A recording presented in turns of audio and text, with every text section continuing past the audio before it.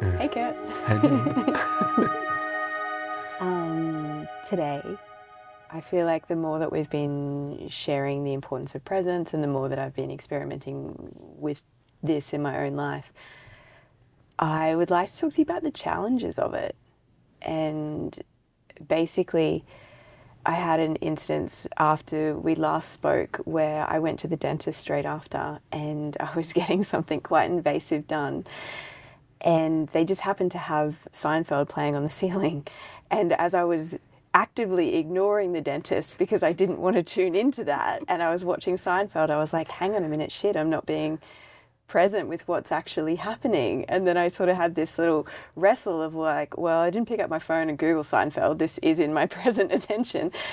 And at the same time had a tiny bit of back pain, and I was kind of like, oh, flipping between the three of like, oh, well, how do I actually discern where my presence should be? Should I be actually more with the dentist? Am I in avoidance if I'm watching Seinfeld? Or like, how can I ignore Seinfeld? Like, and yeah, just those practical little struggles. Like that's just one example, and then I feel like in most people's lives, whether or not it's trying to have a career and then still being the family person and potentially, you know, we could say that you can flip between the presence of when you're at work and you're in that present moment and then going home. But if that person has that residual, oh, if I just send that email, or, you know, whatever these things are, is getting a little bit clearer with how we can discern our present attention to be in that flow and have less of that mind wrestle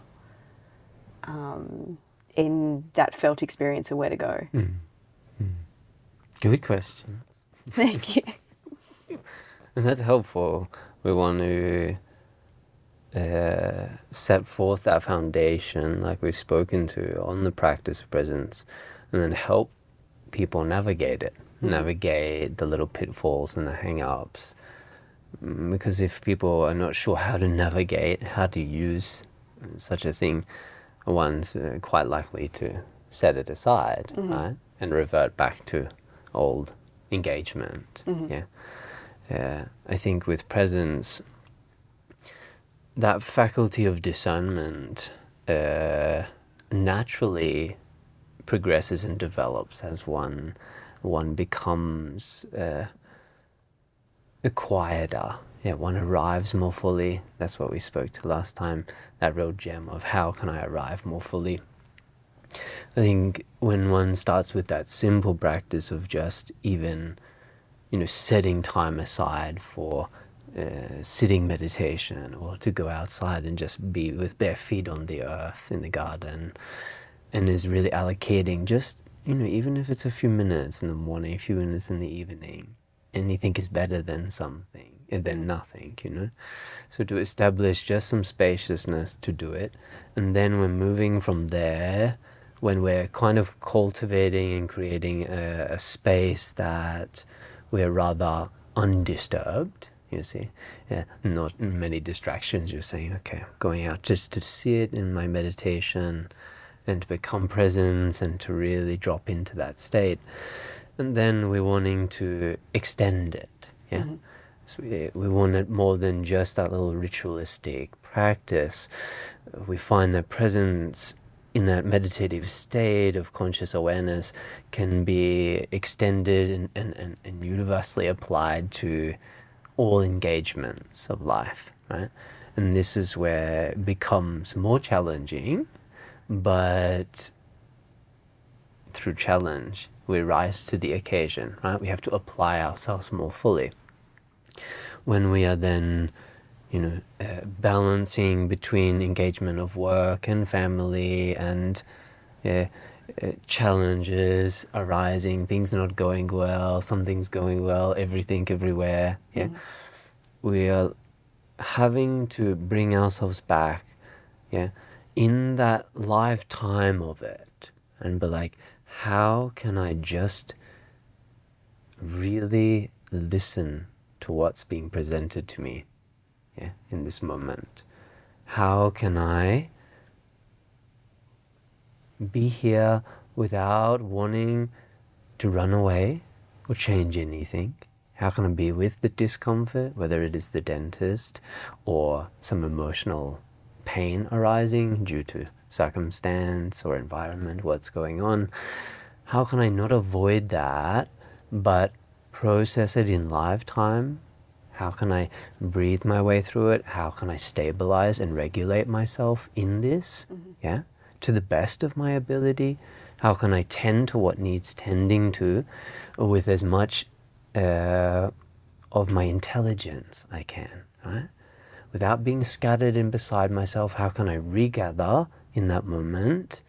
Yeah, and say we can use that example of, some emotional charge has arisen, yeah, maybe between partners, maybe between mother or father and child, or whatever, a friendship, going through some hard times. How can I recognize what's arising here? I'm being triggered. This is, as upheaval in the air. How can I just recognize that, feel that, not dismiss it, acknowledge it, come back, regulate myself? Yeah, just take a breath. All is good. This too shall pass. Yeah, but how can I approach it and engage with it from a really centered, calm, cool, collected place, where I'm not frazzled, where I'm not beside myself, where I'm not speaking from a state of retaliation, right? You've hurt me, so I'm out to hurt you because I'm feeling hurt. Like, pause, just pause, right? In that pause, we're able to discern, right? What really needs to be spoken here? How and what and where do I direct my present attention? Right? Where do I direct my energy in this moment? What is really of greatest value? Yeah? Is us bickering or me retaliating going to really resolve anything here? Right? Or are we just going to get in this verbal battle and both walk away, yeah, with steam coming from us and feeling resentful, feeling frustrated, feeling angry, justifying, and yet nothing productive having gone down, right?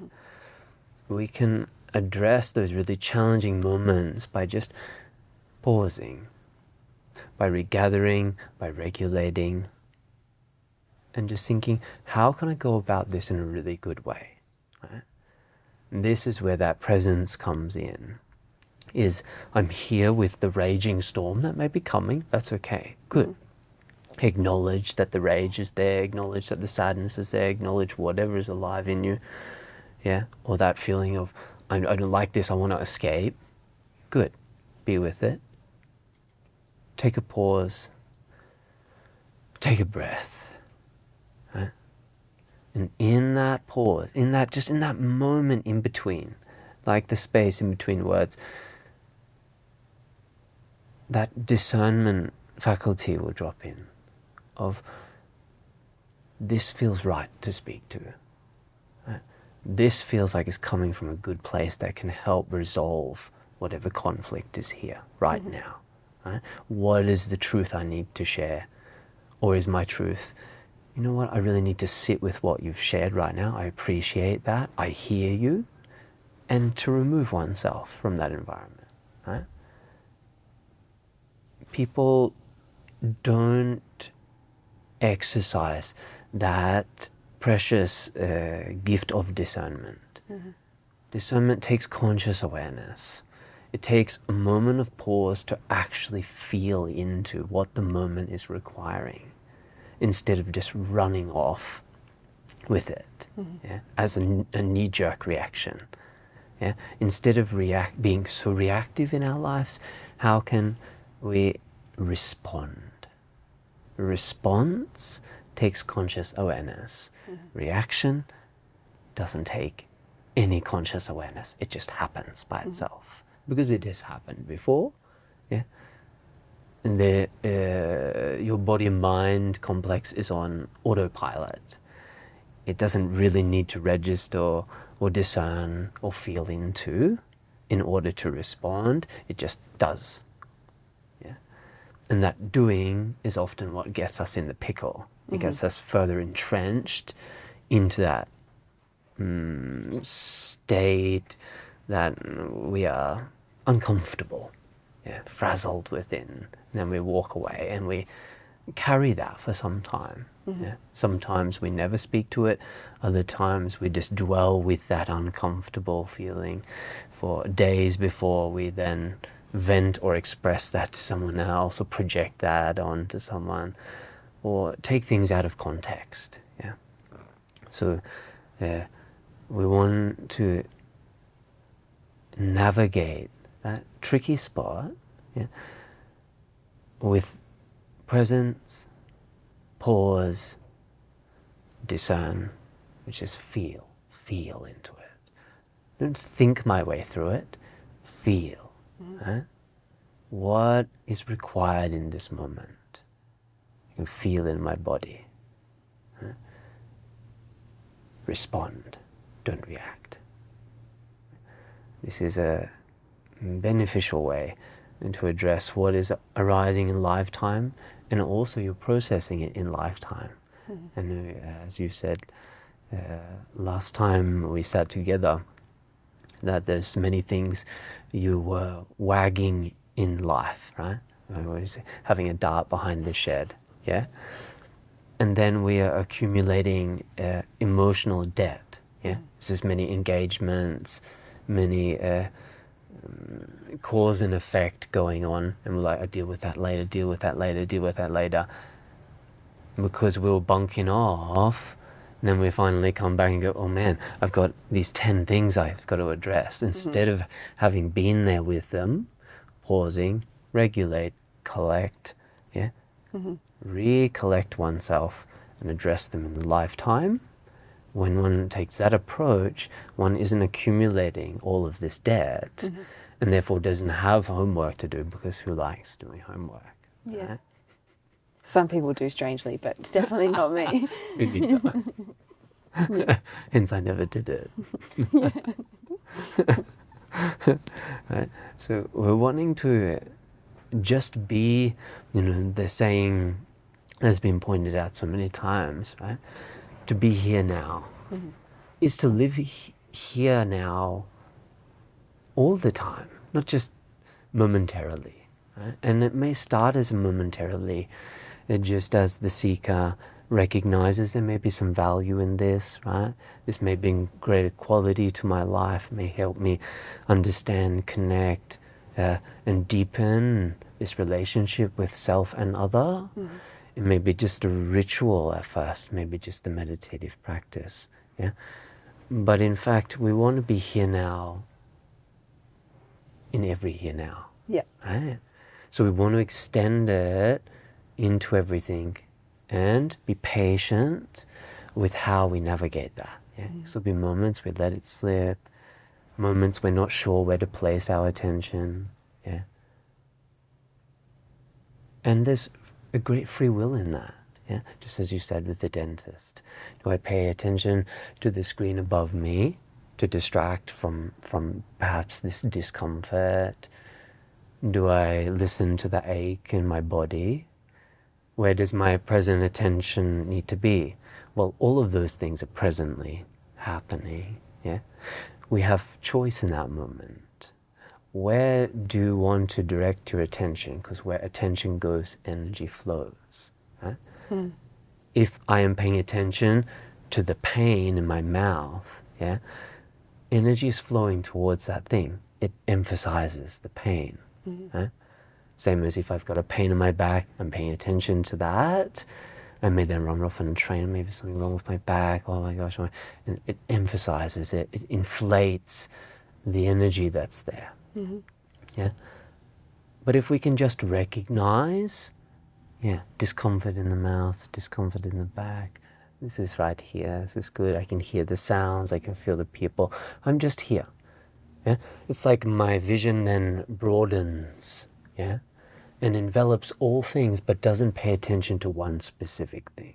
Yeah? So But my you're acknowledging attention, them. yes, I'm acknowledging that they're there, that discomfort is here. I'd rather not be here, but it's okay. I'm going to pass through this. This is required. Yeah, I have the strength and the ability and the courage to see this through. This is a necessary part of, obviously tending to what needs tending to. But I'm not going to direct my attention to the very thing I dislike. Somewhat like if somebody was having financial issues. Yeah, if one is paying attention, directing attention, where attention goes, energy flows, attention to lack of, yeah, all we do is create more lack of. We create a block there, a constipation even further. Yeah, because we're worrying about where's money going to come from. All we see then is the byproduct of that. Not enough coming here. You see, I paid way too much for that, and that there's more money going out there, and this, and this, and this, and no security, and we all of a sudden just see that thing. Right? Just like if someone points out the red car. Yeah, I'm going to get a nice red ute. Yeah. All you see then is red utes. Where your attention goes, energy flows. So it's like this whole thing of it's now on your radar, all you see is that, right? This is where that principle of free will comes into play. Where do you want to direct your attention? Notice and recognize what's in your present awareness, right? Just as sometimes we have in home life, maybe children buzzing around and yelling and screaming and demanding what they want in some households, but there's also so much beauty in that, right? There's beauty in the garden outside, and beauty in the bird song, and beauty in the smell and the aroma of the food cooking, beauty in the laughter of the children in between, sometimes the screams and the cries and the demands, yeah, that are so often wrapped up in parenting, yeah. This is all present, but what do you want to pay attention to? What do you want to emphasize, right? How frustrating children can be, how noisy they are, and how much lack of peace and quiet you have? Or do you want to pay attention to and emphasize and highlight the beauty of children playing, yeah? The free spirit of play, of laughter, of the environment of family home, yeah? Whether it looks like it is in a bit of state of chaos and it's messy or whatever it may be, what do you want to pay attention to? What are you emphasizing in one's life? This is where we start to step in through the gateway of presence into conscious awareness.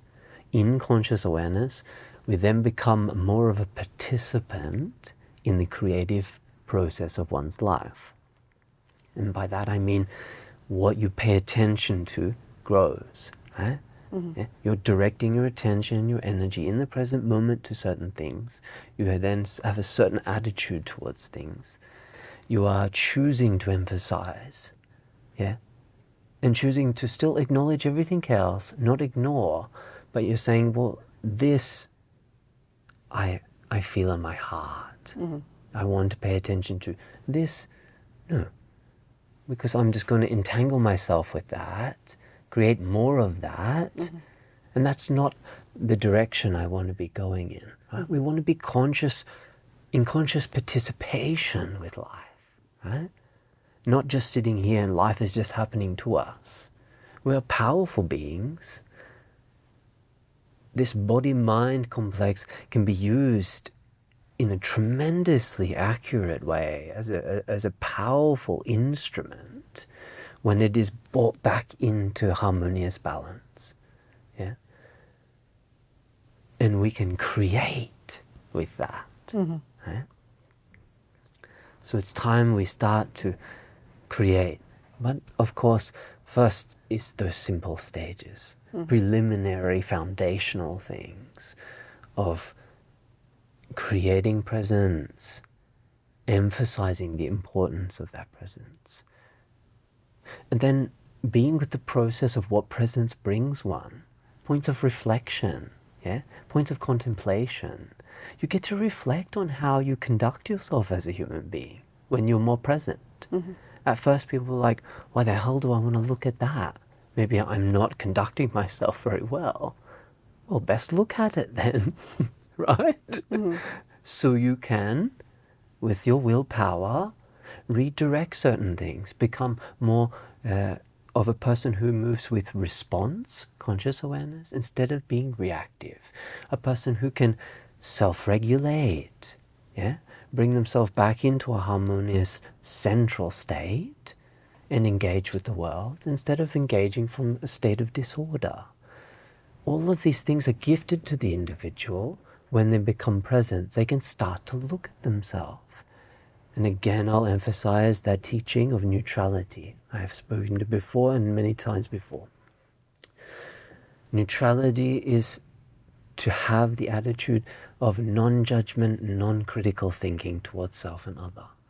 In that process of becoming self-aware through presence and through the process of navigating that living presence here now all the time, one doesn't become self-critical and self-judgmental, because that is a very common theme. As soon as one becomes more self-aware, then all they do is beat the shit out of themselves. Again, which doesn't help anything. Just create an even more toxic game. You're probably better off being sleepy and not having any self-awareness. Do you think that's a necessary part, though, that you actually, as you become a little bit more self-aware and then you realize, oh my God, like basically I've either been constipated or shitting myself everywhere with your behavior, to almost go through that moment to let it go? I mean, probably it's necessary for some and not necessary for others, yeah.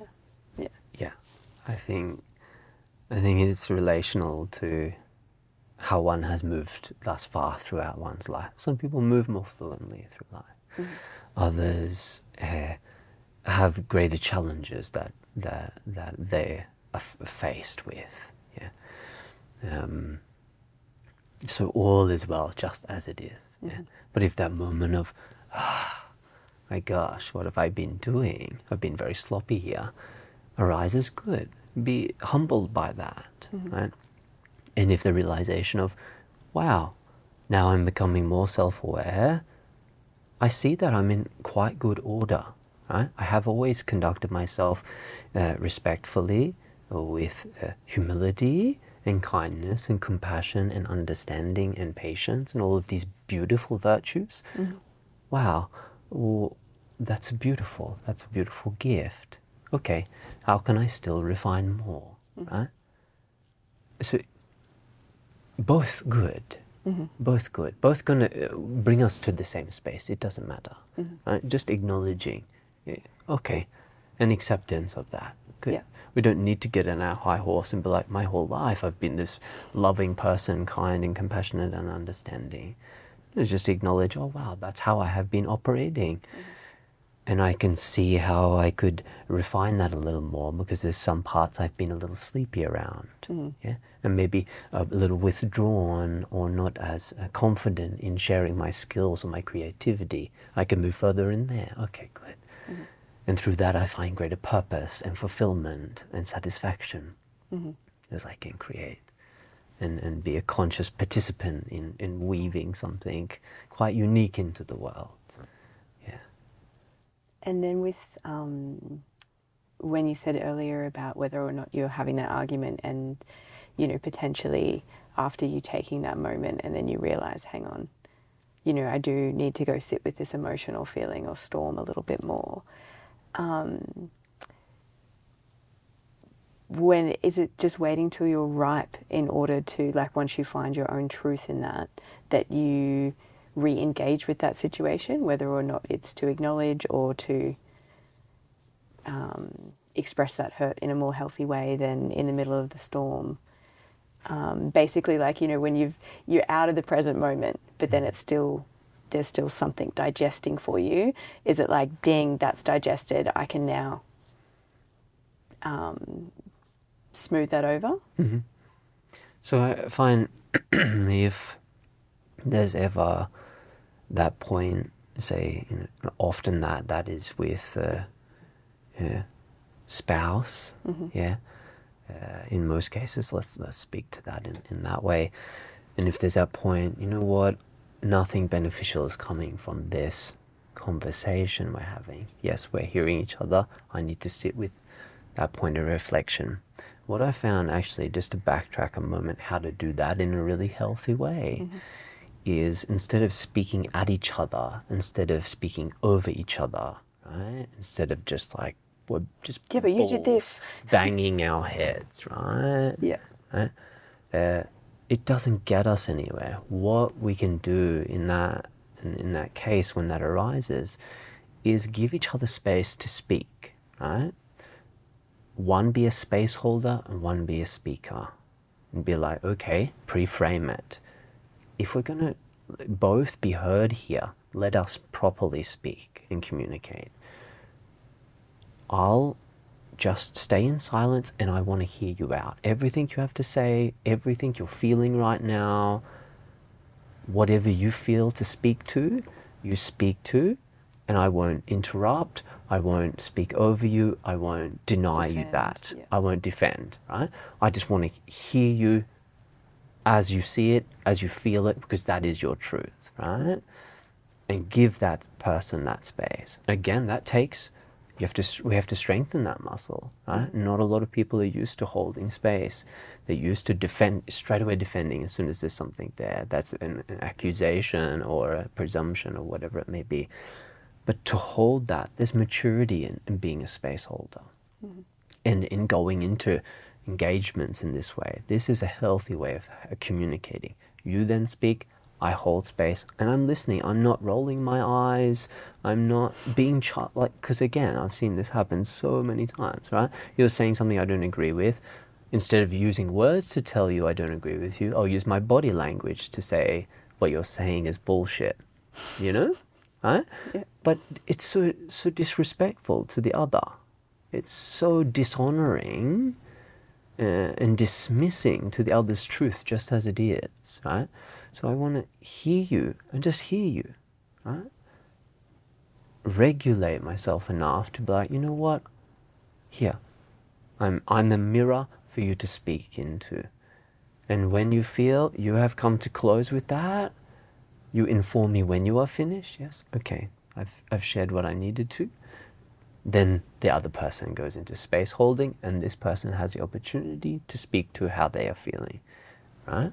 Then moving forward, if we can't, maybe if that's triggered a lot of fire in both of us, I'm feeling like, you know what, my next words are not going to be so healthy, or I'm just going to come back as a rebuttal to you and justify why I did what I did or didn't do what I didn't do, and I need to go away for a moment with that and sit with it, just as you referred to.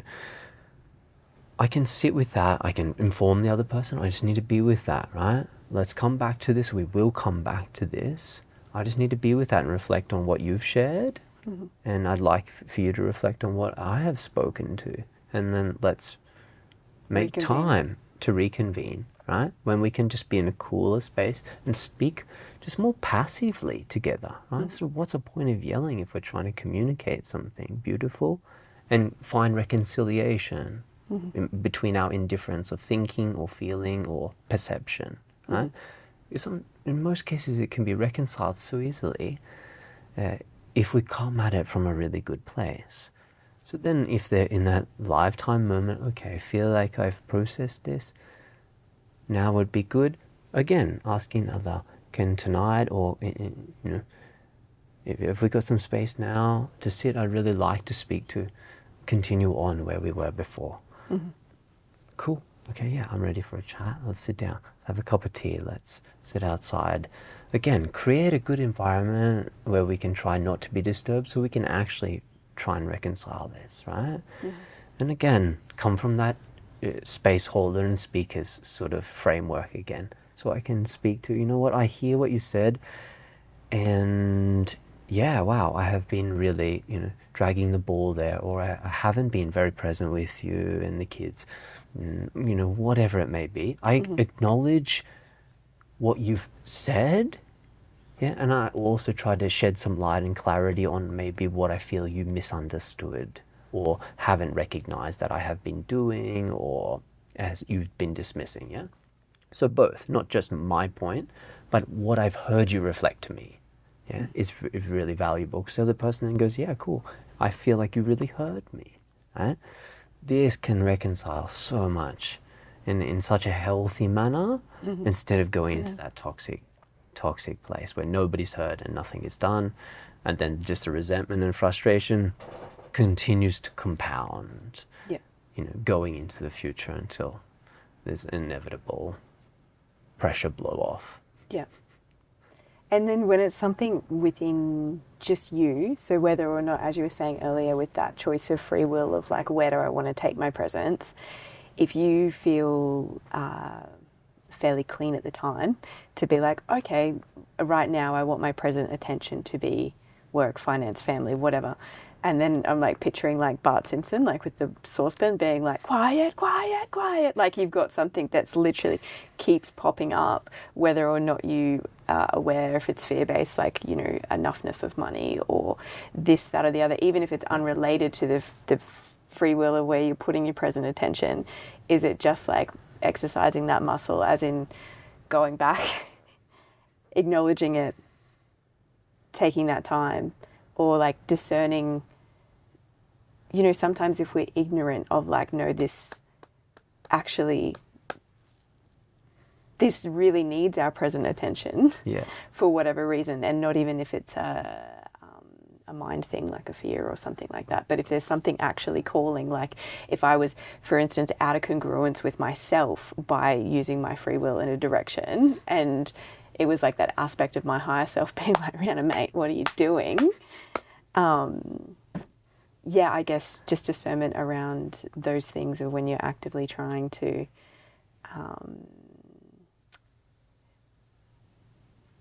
keep your presence in the direction of where you want to go. Yeah. But then there is something that's just like, bam, bam. Pulling you back. Yeah. Yeah, that's a good one. I think when it comes to discernment, lots of people ask that, like, how do I know, right? Discernment really, like, which way to go. I've come to a crossroads, or I've come to that section in life. I'm not sure what decision to make or what path to take. Or discernment is feeling into which direction is most magnetic, which pulls you, yeah, which is a knowingness. Discernment rests not on the intellectual level. It's not about problem solving and strategizing and going, well, this one has more pros than cons, right? Discernment is about, it operates on the level of feeling, right? And in order to feel, one needs to be with themselves, right? The more with oneself, as we said, the foundation of presence, the easier it is to discern, because one feels the magnetic pull, yeah?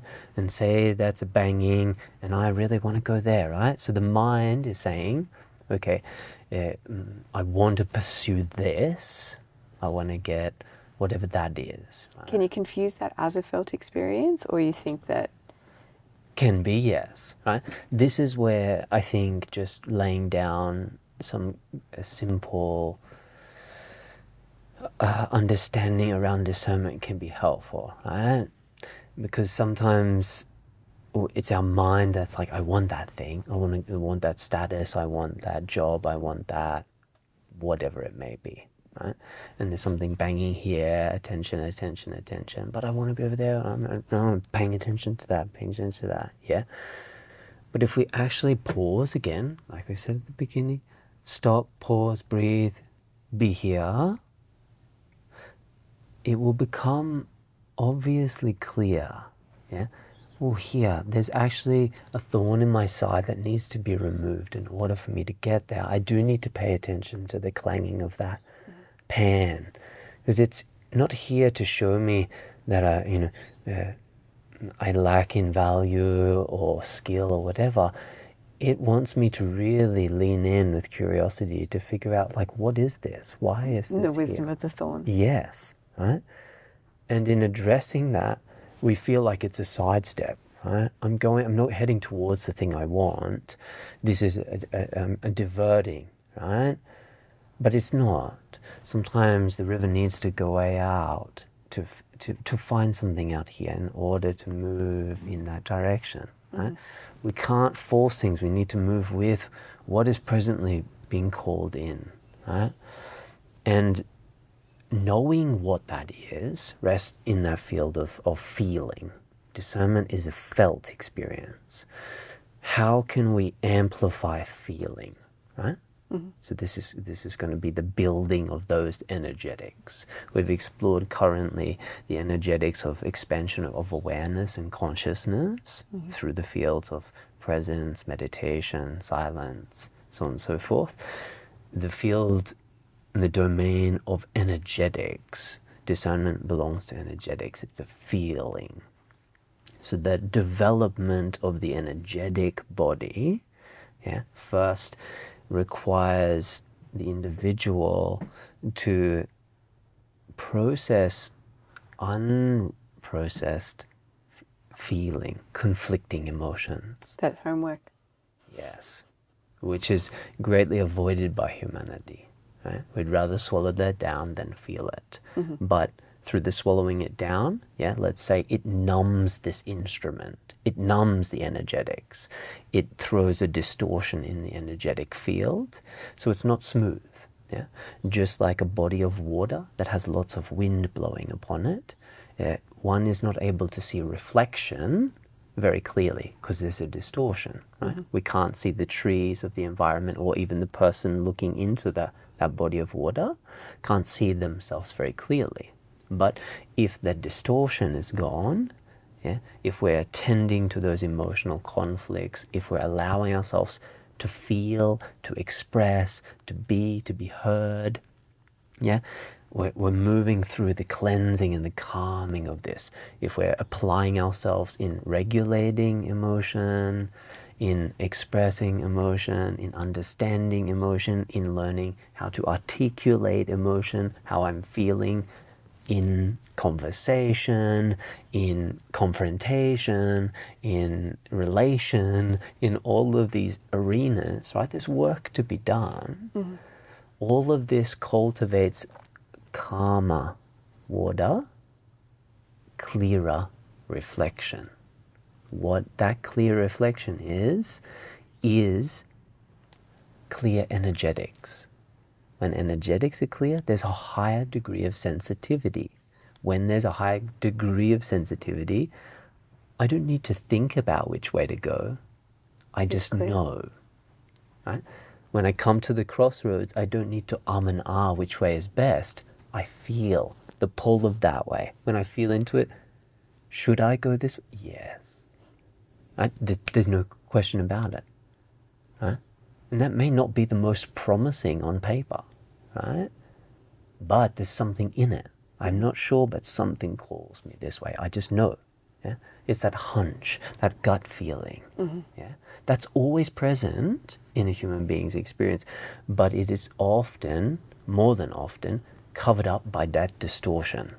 Because there's so much conflict in the energetic field of a human being, emotionally, physically, little vitality, emotional conflict going on, that discernment is hard. One reverts to using mind and trying to strategize their way through things because they can't feel it. I'm not sure which way. There isn't a knowingness, but the knowingness is there, just a little deeper. We need to do a little homework. We need to exercise those muscles, and all of a sudden we come into greater energetic clarity and maturity, and in that is a tremendous ability to discern who you engage with. You feel. This is through energetics we come into the laws of resonance. You can feel resonance. Resonance is a felt experience, not a mind experience. I know who I resonate with, what I resonate with, what environment I resonate with, what dreaming I want to be a part of, what environment I want to cultivate, create, cooperate within. it's a resonance. Resonance then keeps us in harmony because we're then in the energetic field that is most compatible with you expressing all that you are and all that you've come to bring to this world, instead of finding yourself in places and environments and in relationships and friendships that aren't compatible. Yeah, just suppressive, not allowing you to be as you are, instead telling you how you should be, which is like caging a lion. Right?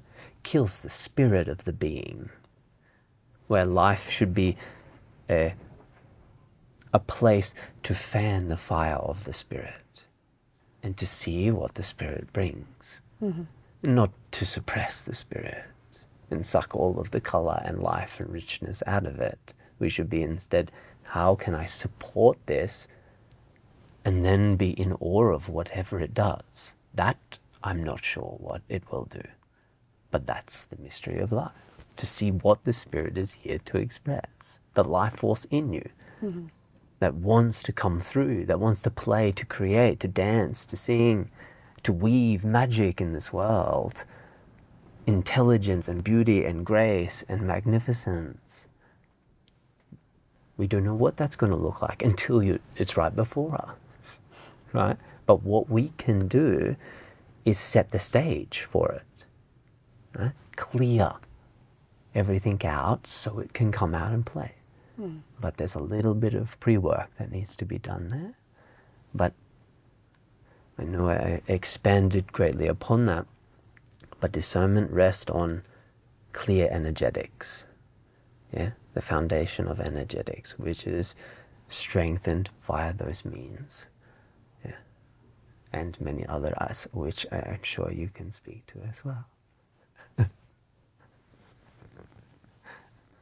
Delicious. Does that make sense? It makes total sense. Good. Although rather than sense. Sense. Feels. Yeah. Right? Yeah. And that's where we want to help bring people, is back to that place of intuitive feeling. Right? We've had too much mind, and we've seen the byproduct of an overemphasized mind in our society. Yeah, it is precisely that, a destroying of the spirit. It becomes an overemphasized psyche, becomes a very mechanical operated world, yeah, devoid of life. Yes, it may be efficient on an operational level, but where is the life in it? Where is the interactive spirit between human beings putting their minds together? Where is the hands-on work in our civilization? We're losing this. We're losing the spirit of, we forget that we influence everything we touch, that we add energy and receive energy through the things we're touching and playing with and engaged with. And when machines and everything are doing everything for us, where is the human touch? Where is us getting our hands on and carving pieces of wood and stone? Where is us tending to and preparing everything by hand, food, garden, building? Whereas we need to be woven into it. But we thrive on this. And we also are there together to go through those experiences. A man or woman who becomes so intellectual becomes rather mechanical and subscribes to that, is okay living in concrete cities, under artificial lights, never touching the earth, never getting dirt beneath their nails, yeah? Never venturing out and getting muddy and raw and vulnerable and naked with life, and vulnerable with other human beings, and expressing and singing and roaring and dancing, yeah? Crying. Like, this is what keeps the vitality of this wide open and ready and on point, keeps the cells in our body alive, when we can come together in that way, when we can be as we are, in all of our rawness, in all of our tenderness, in all of our beauty, in all of our fucking power, right? A mechanical world doesn't give space for that. It doesn't. Yeah. It doesn't encourage that. It doesn't emphasize the importance of that being a healthy thing. It says operate in effective, right, ways, be productive, get the thing done, and get the result, and do it again. Repeat the cycle, repeat the cycle, repeat the cycle. Whereas what I am proposing is get dirty with life again. Get in it, feel it, engage it, traverse it, inquire, reflect, strip it back, put it on, strip it back again, right? Get in with your hands, with every part of you, get in, yeah? Play with the elements, understand that when you engage with the living, life comes back to you. When you are part of the artificial, life is sucked from you.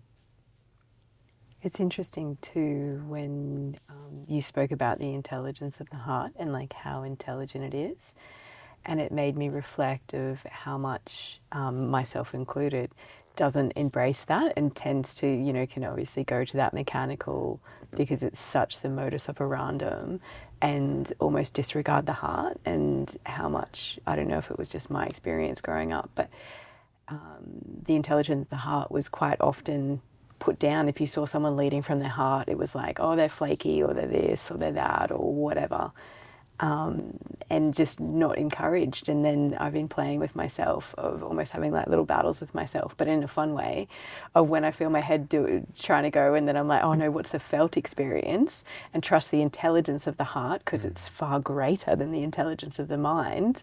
Then it's like, it's funny of how small the mind seems in comparison.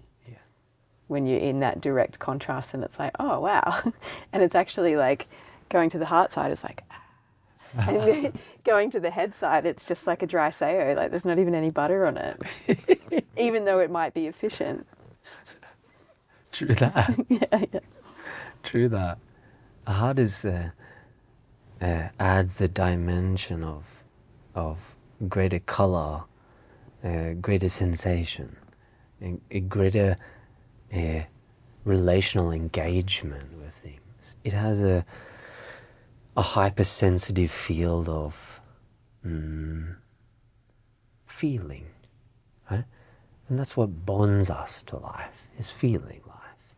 If one is numb, whether an individual is really numb in their feeling, shows very little empathy, is only really concerned about this self, what I'm getting from things, and in one's conduct of one who is shut off through the feeling centers, one will conduct themselves in a bit more of an abrasive, abrupt, rude manner, because I can't, if I'm lacking in empathy, I can't see through your eyes, right? I don't really give a shit. Right? I can't see as you see. I'm not seeing how my actions impact you. I'm just seeing what can I get from you, and do I get it or do I not get it? Right? I'm not at all bringing the other into the equation. So we can see in a general rule how important opening to feeling, dropping back into that heart, into the sensitivity of intuitive awareness, is, because it develops deeper and deeper empathy. And through empathy, I can relate to you. I relate to your pain, I relate to your anger, I relate to your happiness. I can learn a lot about myself through this empathetic connection. Same as that empathy towards animal, towards tree and plant, towards the earth as a whole, towards humanity as a whole. Yeah? whether people are operating under the same beliefs and ideas as I think or not. I'm able to see the totality of things and empathize, right? I'm able to see through your eyes and see what it is you're experiencing and actually be of assistance to you instead of robbing you of that, right? So we can see this is our point of coming together. Removes the field, the wall of division, and brings us back into a greater coherent state of unity. Unity is where we're moving. Unity is the remedy for this next stage of human evolution. Yeah. Unity is where we're going and what we're trying to participate in. Coming closer to the unifying force. Unify, unify, unify. Not divide. Not divide. We all know this. Division only breeds greater disorder. Unity cultivates harmony. Harmony. Harmony. We all deserve life. We all deserve harmonized life. And this is where we'll see the human spirit come to its greatest expression of potential. We haven't yet seen that because we haven't had the correct environment. We haven't had a fertile enough environment to allow the greatest living potential in the human experience to express itself, to demonstrate itself. And then is there, on that spectrum of coming into that unity, and then also bringing in neutrality as far as when we, developing that empathy to basically see everything as one. How about if we're at the other end of the spectrum and we're like over empathetic? I don't know whether we'd call that sympathetic, but someone that bleeds so much for someone's experience that they will potentially meddle with that other person's experience, not from compassion, but from their own fixer, or is that not even empathy? Obviously, there's a keynote of empathy, but it's coming from that space of, I need to help fix you. And that need to really meddle and over meddle in somebody else's experience and not allow them that space. Sometimes people need that space to suffer for a little while. You're here in support, but you're not here to fix or do anything for anyone. Right? This is robbing another of their free will. You're imposing your power on them, and not respectfully allowing them to go through their process. And if they're reaching out for support, giving support, if not, allowing. Right? This is more coming from the space of, I haven't quite looked at my own void, and I'm filling that void by the means of over-helping, or in other cases, people-pleasing. I need to please everyone so everyone reflects gratification back to me so I know my own worth and value. But if that's not there, I'm not sure I'm worth anything. But you see that's a void within that person looking for a verification of my worth. And I play that out through people pleasing, always making sure everyone is pleased at the expense of my own well-being, because all I need is verification to make sure I'm a good person, because deep underneath that I actually don't think I am. So I need you to reassure me all the time, because if I'm left by myself, I'll probably come up with that answer that I'm not. So there's the thing that needs to be looked at. Then once that's addressed, I'll be in much better relation to helping others, but from a very neutralized space of I help when help is needed, and I also can just be stable here for you to go through what you need. And I don't need to please everyone. I know my worth, I know my value, I know my place. And I trust that you've got this too. Yes. I don't rob you of anything. Under the disguise of helping. So it can be a tricky one. Yeah, it's interesting of how much it's sometimes one end of the spectrum to the other, hey, and obviously coming back together for that middle. right in the middle. Right in the middle. It is the middle way. Now this is a really beautiful thing to wrap up on. That middle way is the way that the Buddha and so many other wise ones have spoken to walk the middle path. Yeah, neither the high nor the low, which is meaning neither the path that is too tight, too collected, too together, right? And this may be that path of the one who tries so hard, right? Physically, diet, mentally, I apply myself, I'm aware, I'm this, I'm that, but no softness, yeah? No malleability in life, yeah? And nor the opposite end, too loose, yeah? Not trying at all. It's all good, it's just all going to happen to me. I'm sitting back, letting everything be. Yeah, what will be, will be. There's too much of a relaxed nature there.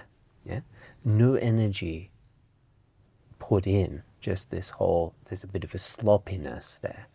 So neither too much trying and overemphasizing on everything being a certain way. I need my practice, I need my spiritual discipline, I need my physical things to be on point, everything to be on point for everything to be good. Or the house to be clean. Yes. Or on the opposite spectrum, everything will be, let it be, whatever. There's a sloppiness. We want to meet right in the middle. Neither trying too hard or not trying at all. Right there, in that middle path where everything comes together. That effort is involved, yes, but not over emphasis on effort all the time. There's that dynamic, electric energy of that masculine principle that is taking action on the things that you are coming to see, that is addressing conversation, addressing and taking necessary means of action to correct some of those reactional things and move them into response, yeah? And then there's also that feminine principle of magnetism that allows, it's filling up, and the masculine of taking action. Filling up, taking action. So beautiful balance, swing between masculine principle and feminine principle, yin and yang as the fish swim around each other, complementing one another. And in this way we come to see that the light and the dark play their place beautifully. Yeah, they have their place in life. That the hard moments and the beautiful moments are in fact complementary. They're not against each other. Yeah. Those challenges and tribulations, yeah, are all, everything is in complementing one another. Yeah, it's not life serving you a hard hand. Life is bringing forth what is needed, so something else. It's always everything moving in motion. Yeah, of course, belonging to that field of duality and polarity, it's always going to be that dance. Don't try to get rid of the hard and just have the beautiful. It doesn't work that way, right? There's always a giving and receiving, a coming and a going, an ebbing and a flowing. The turn of the tide is always there. It is a universal law, yeah, of that cause and effect, of rhythm, yeah. There's causational and there's a play of those two polarities of life, of feminine and masculine, yin and yang, the ebb and the flow, the alpha and the omega, yeah. And that is centralized in that middle way. Yeah. And there we can enjoy and learn and just be humble students of it all. No rush, for there is nowhere to be. Just here. Open your eyes, open your ears, open your hearts. Come and learn, come and play. Come and immerse yourself and enjoy. Yeah, so much there. So much.